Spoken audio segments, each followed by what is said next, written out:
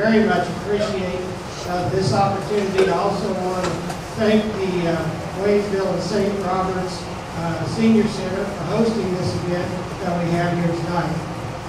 Again, I really want to thank you all for putting your confidence in me to serve you as your state senator in the 16th Senatorial District. 8 counties throughout central Missouri here, Pulaski County being only one of those.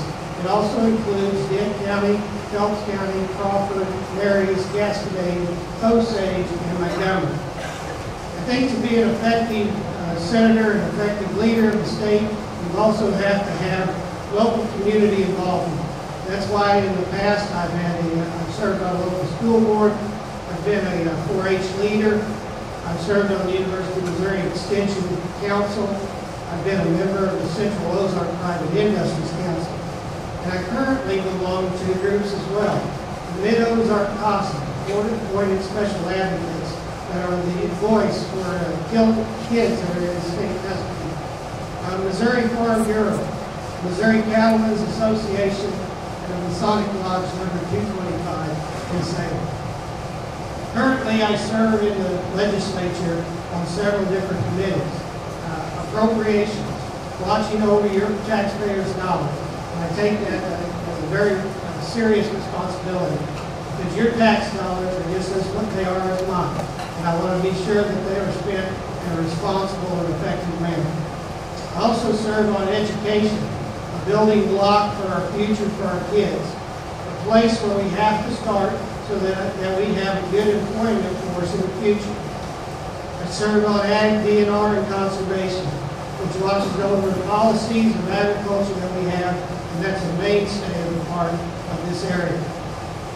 I also serve on the Military Preparedness and Enhancement Commission, a commission that was put into place in 2005 to monitor and watch what it is that Missouri actually has towards military business. At that time, that was right after the base realignment implosion, and we found that Missouri was known at that point as a militarily unfriendly state. And the question was why? And so what we found out is because we didn't have benchmarks to measure what we were doing. At that point, we didn't even know the number of contractors that were providing services to the Department of Defense. We now know through the Department of Economic Development the number of contractors, what they do, and how much they present back to the state of Missouri. I also serve on the Missouri Veterans Commission.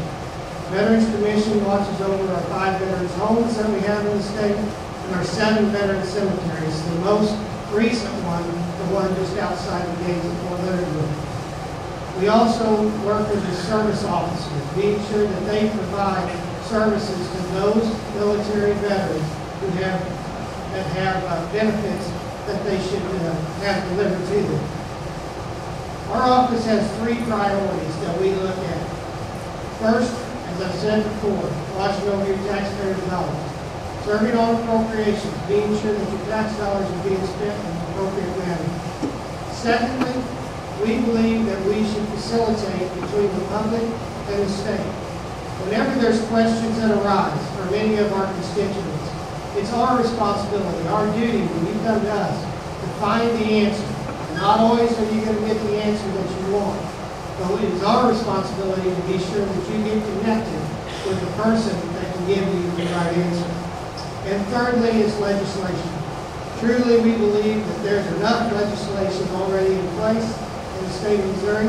We need to support and enforce the laws that we have, but we don't think that a lot of new laws only to make laws is where we need to go. I want to make very clear where I stand on issues. I believe in life. I'm pro-life. I've stood with the Missouri Catholic Conference and Missouri Right to Life on life issues. I believe in our Constitution and our personal rights. And that's why I support our Second Amendment. In fact, the law that we have for concealed carry, which I have a concealed carry permit, is the same language that I wrote in a bill prior to its passing. I oppose the abuse of eminent domain.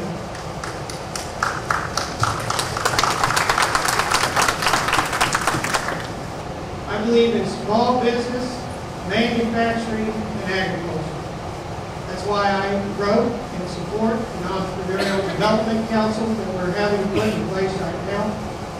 And I carried the Red Tape Reduction Act, which that reduces the amount of red tape and regulation that business have to deal with. The Missouri Link Deposit Program, in a way of receiving or giving money, low interest loans to businesses so that they can expand in the state. Quality Jobs Initiative and the incentives that go along with that. And I refuse to offer incentives to any company that sends jobs overseas.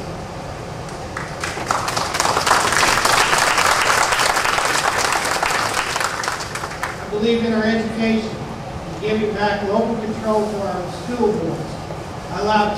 By allowing teachers to be teachers and teaching in the classroom. I believe in education by enhancing our vocational training and by giving and supporting early childhood development before it comes to the point of them entering school. I believe in the people of the 16th District and throughout Missouri. And that's why our office has worked in several ways to work with the groups that are out there. We work with families who have medical needs. We work with foster families who need answers to questions.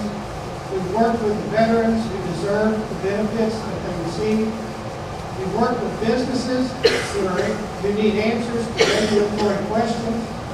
We've worked on transportation issues, both for communities and for individuals. We've worked to expand marketing opportunities in agriculture. And we've worked on grants for local communities to have. I'd hope that you would be able to join the others that have endorsed our candidacy in our election. I've been endorsed by the Missouri State Teachers Association, by the Missouri National Educators Association, by the American Federation of Teachers, by the Association of School Administrators, by the Missouri Nurses Association, and by the National Rifle Association, and also by the State Council of Firefighters. I ask you this one last time for your vote, and I say this one last time, because of term limits, this will be the last session that I will be able to serve. If you would honor me with your vote, I pledge to you that I will go and work in a bipartisan fashion in Jefferson City. I will serve you with integrity and honesty, just as I've done before. And I ask you for your vote this time. Thank you.